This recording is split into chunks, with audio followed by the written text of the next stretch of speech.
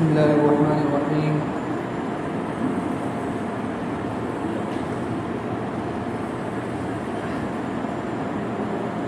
نحمده ونصلي على رسوله الكريم، أما بعد. وقال النبي صلى الله عليه وسلم: لو كان بعدي نبي لكان عمر بن الخطاب رضي الله تعالى عنه. مرد جلال مرد ہنر بھیجنا پڑا، مرد جلال مرد ہنر بھیجنا پڑا، اونچے بدن پہ اونچا ہی سر بھیجنا پڑا، سب سے بڑے نبی کی حفاظت کے واسطے فولاد سے بھی سخت بشر بھیجنا پڑا، بڑھنے لگا تھا زور جہالت کی فوج کا، روئے زمین پہ رب کو عمر بھیجنا پڑا۔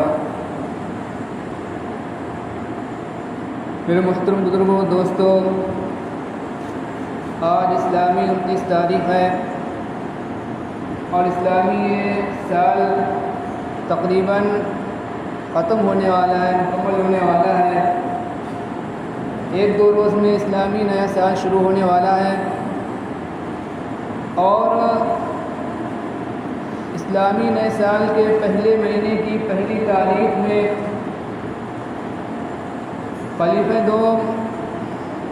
سیدنا حضرت عمر فاروق رضی اللہ تعالی عنہ کی شہادت کا واقعہ پیش آیا۔ ایک محرم الحرام کو حضرت عمر رضی اللہ تعالی عنہ کی شہادت کا واقعہ پیش آیا، اس لیے اسی مناسبت سے آپ حضرات کے سامنے حضرت عمر رضی اللہ تعالی عنہ کی شہادت کا واقعہ بیان کیا جائے گا۔ اللہ رب العزت سے دعا کریں کہ اللہ رب العزت صحیح بات کہنے کی اور ہم سب کو کہنے سننے سے زیادہ عمل کرنے کی توفیق عطا فرمائے۔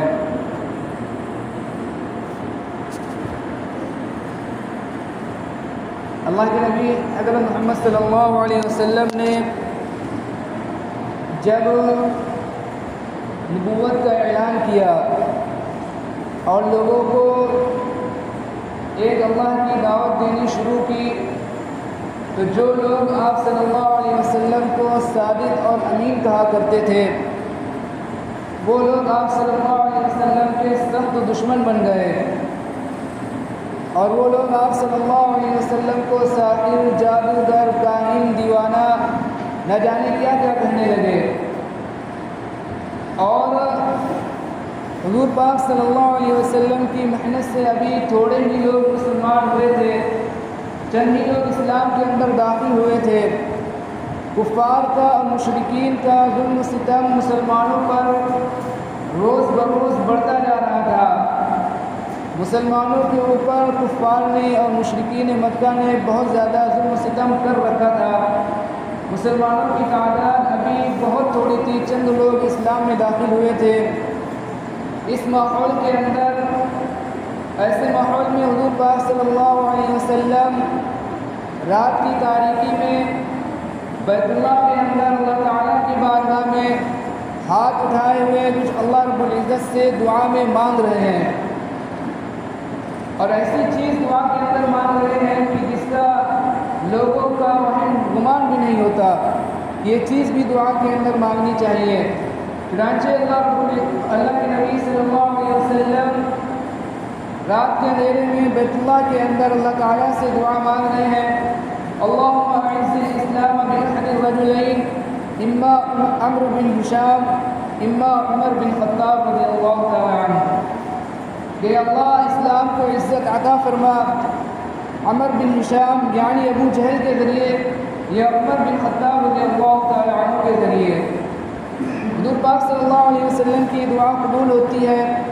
اور اللہ تعالی حضرت عمر رضی اللہ تعالی عنہ کو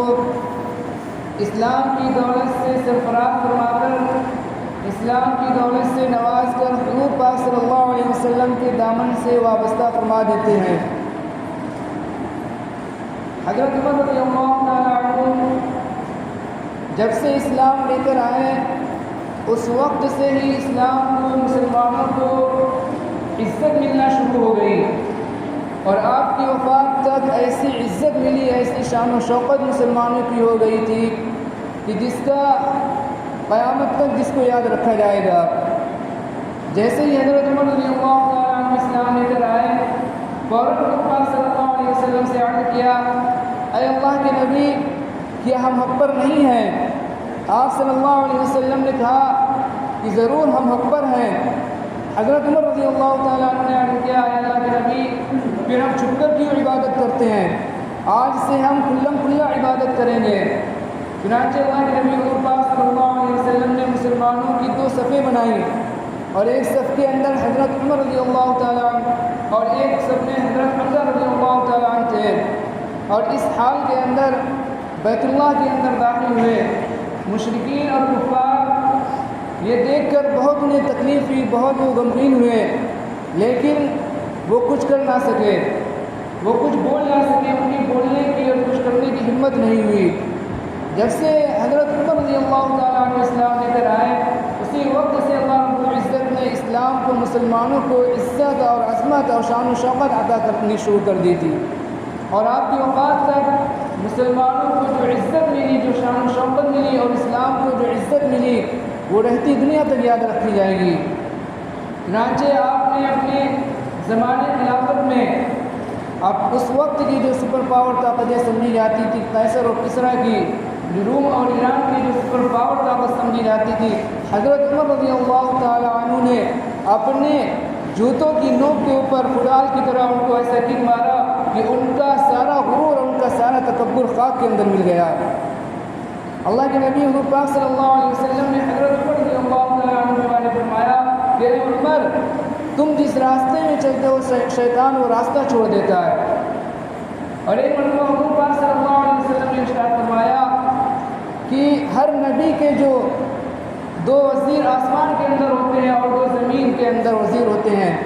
اور میرے جو 2 آسمان میں جو 2 وزیر ہیں وہ جبریل اور میکائیل ہیں، اور زمین کے جو 2 وزیر ہیں وہ ابو بکر اور عمر ہیں۔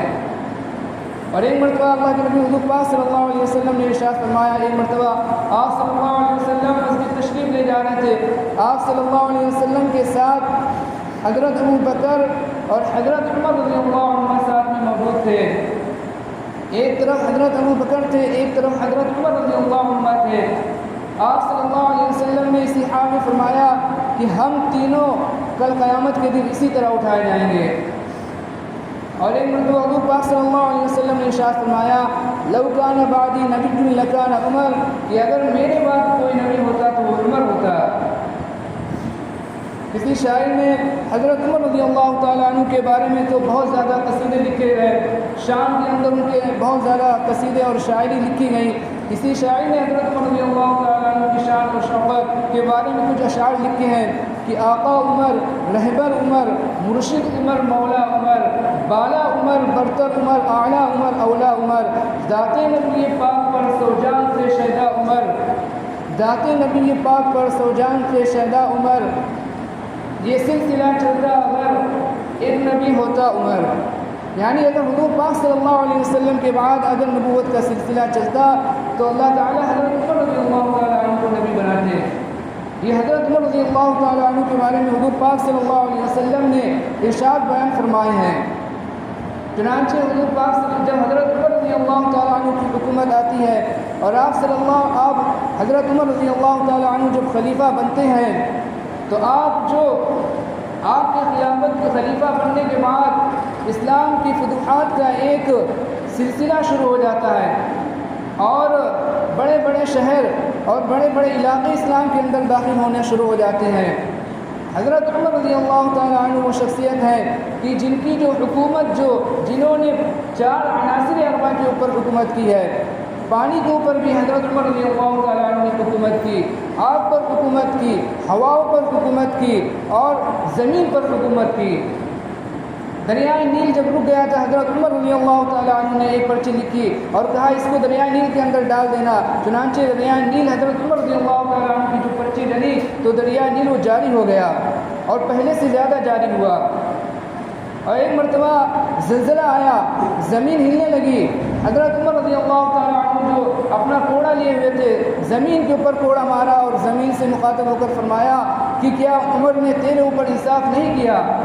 فوراً زلزلہ ختم ہو جاتا ہے۔ ایک مرتبہ آگ لگتی ہے، حضرت عمر رضی اللہ تعالیٰ عنہ ایک صحابی کو اپنی چادر دیتے ہیں اور کہتے ہیں کہ اس آگ کو ہانکتے ہوئے وہاں تک لے جاؤ جہاں سے یہ آگ نکلی ہوئی ہے۔ چنانچہ وہ صحابی اس آگ کو ہانکتے ہوئے وہیں تک لے جاتے ہیں جہاں سے نکلی ہوتی ہے، اور وہاں جا کر اس آگ کے اوپر پتھر رکھ دیتے ہیں۔ اور اسی طرح ہوا نے حضرت عمر رضی اللہ تعالیٰ عنہ کے حکم کو اور آواز کو میلوں دور تک پہنچایا۔ چنانچہ آپ کی فوج ایک جگہ جو دشمنوں سے مقابلہ کر رہی تھی، حضرت ساریہ رضی اللہ تعالیٰ عنہ کو آپ نے مخاطب ہو کر فرمایا، یا ساریہ الجبل، کہ ساریہ پہاڑ کی طرف متوجہ ہو، دشمنوں کے حملہ کرنے کا خوف تھا کہ دشمن حملہ کر دے پیچھے سے آ کر۔ حضرت عمر رضی اللہ تعالیٰ عنہ خطبہ دے رہے ہیں، اچانک آپ رضی اللہ تعالیٰ عنہ نے کہا، یا ساریہ الجبل، کہ ساریہ جو پہاڑ کی طرف متوجہ ہو۔ چنانچہ وہ آواز جو حضرت عمر رضی اللہ تعالیٰ عنہ نے منبر کے اوپر دی تھی وہ میلوں دور ہوا نے پہنچائی، اور اس طرح جو مسلمان جو دشمنوں کے حملے سے بچ گئے، اور اللہ رب العزت نے مسلمانوں کو فتح اور نصرت اور کامیابی نصیب فرمائی۔ حضرت عمر رضی اللہ تعالیٰ عنہ کی شہادت کا واقعہ بھی بڑا المناک واقعہ ہے کہ آپ رضی اللہ تعالیٰ عنہ جو اپنی عمر کا آخری حج کر رہے ہیں، حج سے واپسی کے بعد آپ جو ایک جگہ ایک وادی کے اندر آرام کرنے کے لیے لیٹ جاتے ہیں، ستارے چمک رہے ہیں، چاند روشن ہے، آپ اللہ رب العزت سے دعا کرتے ہیں، یا اللہ میرے اب اعضاء کمزور ہو گئے، میرے جسم کمزور ہو گیا، اب میرے اندر وہ طاقت اور قوت نہیں رہی قبل اس کے کہ میں اپنے فرض منصبی میں میری جانب سے کوئی کوتاہی ہو، اے اللہ مجھے اپنے پاس بلا لے، اور اللہ مجھے ایسی موت عطا فرما، مجھے اپنے نبی کے شہر کے اندر شہادت کی موت نصیب فرما۔ حضرت عمر رضی اللہ تعالیٰ عنہ کی اللہ تعالیٰ یہ دعا قبول فرما لیتے ہیں۔ چنانچہ جب آپ جو حج سے واپس تشریف لاتے ہیں، اپنے کام کے اندر اور خلافت کا جو نظام ہے اس کو سنبھالنے میں لگ جاتے ہیں۔ حضرت مغیرہ رضی اللہ تعالیٰ عنہ جو صحابی ہیں، ان کا ایک غلام ہوتا ہے ابو لؤلؤ مجوسی، وہ حضرت عمر رضی اللہ تعالیٰ عنہ کے پاس آتا ہے اور ان سے کہتا ہے کہ اے خلیفۃ المسلمین، میرا آقا مجھ سے جو زیادہ پیسے لیتا ہے، مجھ سے زیادہ خراج لیتا ہے، آپ کچھ کمی کروا دیجیے۔ حضرت عمر رضی اللہ تعالیٰ عنہ سے پوچھتے ہیں کہ تم کیا کرتے ہو؟ وہ کہتا ہے کہ میں چکی بنانے کا کام کرتا ہوں۔ حضرت عمر رضی اللہ تعالیٰ عنہ فرماتے ہیں کہ تمہارے علاوہ عرب کے اندر کوئی چکی نہیں بناتا، تم ہی اکیلے عرب کے اندر چکی بناتے ہو، لہذا تمہارا جو آقا ہے جو تم سے جو خراج لے رہا ہے، جو پیسے لے رہا ہے، وہ زیادہ نہیں ہے۔ اور پھر حضرت عمر رضی اللہ تعالیٰ عنہ سے کہتے ہیں کہ تم جو چکی بنا لیتے ہو، ایک چکی ہمیں بھی بنا کر دینا۔ چنانچہ وہ مجوسی غلام جس کا نام ابو لؤلؤ فیروز مجوسی جس کو کہا جاتا ہے، وہ انتہائی اپنے اندر ایک حسد اور بغض اور کینہ اور مسلمانوں کے خلاف ایک نفرت اس کے دل کے اندر ہوتی ہے۔ چنانچہ وہ حضرت عمر رضی اللہ تعالیٰ عنہ سے کہتا ہے کہ ایک ایسی چکی بنا کر دوں گا جس کی شہرت پوری دنیا کے اندر ہوگی۔ حضرت عمر رضی اللہ تعالیٰ عنہ اپنے ساتھیوں سے مخاطب ہو کر فرماتے ہیں کہ لوگوں، اس نے مجھے جو قتل کی دھمکی دی ہے، تو ان کے ساتھی کہتے ہیں کہ اس کو گرفتار کر لیا جائے۔ حضرت عمر رضی اللہ تعالیٰ عنہ کہتے ہیں کہ جب کوئی جرم ثابت نہیں ہوا تو کس معاملے میں اس کو گرفتار کرو گے؟ چنانچہ وہ چلا جاتا ہے اور اس کے بعد جو وہ پورے قتل کی تیاری میں لگ جاتا ہے، اور ایک خنجر جو دونوں طرف سے جس کی دھار ہوتی ہے اس کو جو زہر کے اندر بجھاتا ہے، اور پھر اس خنجر سے حضرت عمر رضی اللہ تعالیٰ عنہ کو وہ شہید کر دیتا ہے۔ حضرت عمر رضی اللہ تعالیٰ عنہ جو فجر کی نماز پڑھانے کے لیے آتے ہیں، مصلی کے اوپر آتے ہیں اور جو ہی نماز پڑھانا شروع کرتے ہیں تو وہ بدبخت ابو لؤلؤ مجوسی حضرت عمر رضی اللہ تعالیٰ عنہ پر کئی بار مسلسل کرتا ہے، جس کی وجہ سے حضرت عمر رضی اللہ تعالیٰ عنہ زمین پر گر جاتے ہیں، اور حضرت عبد الرحمن بن عوف رضی اللہ تعالیٰ عنہ جو عشرہ مبشرہ میں سے ہیں، جن کے بارے میں نبی صلی اللہ علیہ وسلم نے جنت کی خوشخبری دی ہے، وہ نماز کو مکمل کراتے ہیں، جلدی جلدی نماز کو مکمل کراتے ہیں اور نماز کو پوری کراتے ہیں۔ صحابہ رضی اللہ تعالیٰ عنہ کی جو صفیں ہوتی ہیں، وہ جو صفیں بہت مضبوط ہوتی ہیں، وہ بہت مضبوط ہوتی تھی صفیں، وہ غلام نکلنا چاہتا تھا لیکن نہیں نکل سکتا تھا،